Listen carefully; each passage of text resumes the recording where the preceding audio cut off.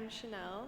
This is my show. It's called Memory Bands, and it's at James Fuentes in Los Angeles. I am originally from Rhode Island, and I went to school in New York, and I've been making the show for 2 years. So this is a culmination of many years and images and back and forth between multiple pieces. This painting is titled Nexus. It's a painting that I made over the course of a year/a year and a half. It was the only thing that I worked on. It's also the largest piece I've ever made. It's sort of a temporal tunnel. There are a lot of references to religious and sacred architecture, sacred geometry, and also this creature called the siphonophore, which is self-cloning. It's a jellyfish. It has the self-cloning ability, and each clone has sort of a function in the greater ecosystem of the animal. The background or the sky image is a comb jellyfish, which is an organism that's 740 years old, so it's the oldest organism we know. They originally thought it was sponges, but actually it's comb jellies. I often take sort of shoddy screenshots of these deep sea creatures and use them as a light source or as like a sky orb, so that image is being refracted all over this entire scene. I always say I'm a sculptor trapped in a painter's body. This repetition of this sort of skeletal archway has a lot to do with time as a no place, and this idea of the abyss, but also like the very clear kind of end point, and that decision to create this question of where is the beginning and where is the end. And the spheres reflect the entire scene of the painting,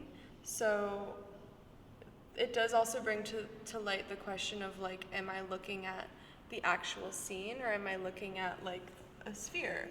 Am I looking at like a crop of a sphere? I 3D model everything before I start, and when I take basically like hundreds of photos on my computer of these forms that I'm building. It's almost like archaeology in a way, where I'm like looking for certain signifiers, and in that these reflective orbs are actually also reflecting the inverse of the viewport, so things that we aren't seeing in the direct scene. And they also just represent this purity of form, of divinity. I would say the general framework in my practice is searching for this sort of divinity or God in the spaces they inhabit. They also reference a lot of like classical painting motifs, such as like the vanishing point, the horizon line, water, things that we would recognize, but then also in a completely unfamiliar space. A lot of the patterns that we're seeing, these sort of highly intricate patterns in the paintings, are a result of these sort of system overloads or computational glitches in my computer. So like the way that I'm using the rendering program is not the way it's supposed to be used. So therefore it sort of is translating these handmade materials that I'm making. So I'll make kind of an impossible material like plexiglass made out of water with ruby inside of it. And the way that these materials are interacting with these pixelated images, these low quality images, these sky objects, is sort of creating this highly intricate visual pattern. So like the computer is actually regurgitating this impossible chemical reaction of information, and then I'm regurgitating it through my hand. This piece is called Landscape with like a bunch of A's. This was the last piece I made for the exhibition, and it's on 3 panels. It's one stretched image basically that I made in a landscape. There are 3 spheres in it that are reflecting the back of the scene that we're viewing, and there is this correlation of it sort of functioning as an almost animation, because when you walk into the exhibition, you're sort of viewing it in a very like narrative-based way. Not that it's necessarily a narrative-based piece. There is this sort of motion assigned to the image itself. So in the 3D modeling program I use to sketch out the paintings, you are able to control the place and time of day.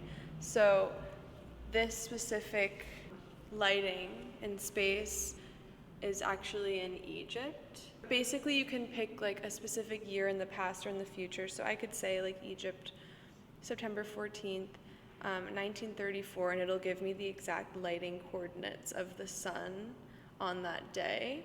Or I could do it in like 2046, and it would give me those exact lighting coordinates. So that's something that this piece is utilizing in terms of just like natural light. It's the only piece in the exhibition that uses natural sunlight versus like these sort of handmade sun objects that I'm making in the platform. And a lot of it is just about how natural light is creating these divine forms. This piece is titled Ball is Life, Lodestar in parentheses. It's the second to the last piece I made in the exhibition. It's on this sort of pedestal, altar-like stand, and it's sort of in this form that it's worshiping Nexus, that larger piece that we talked about. It's also the only piece in the whole show that's evading a landscape. So it's a form that I built, and actually the ball is sort of, I think of it as like it's sort of being birthed from this ecosystem of these repeating objects. It's reflecting a jellyfish, not a comb jelly actually, but you can see like the tentacles that are on like the floor tiles and the glitch of information that turns into these sort of longer arms of the painting with that like detailed fine line work. The orb itself is sort of supposed to be this all-knowing orb. Ball is life, and it's the heart. I think of it as the heartbeat of the show, and it's sort of giving life to all of these forms and these worlds from just like the singular orb.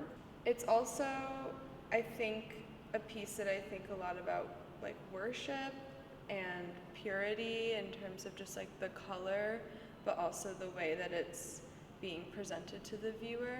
Yeah, I'm unsure if it's supposed to be worshiping it or if we should be worshiping, like, I don't know who's worshiping who, but I think that's mostly for the viewer to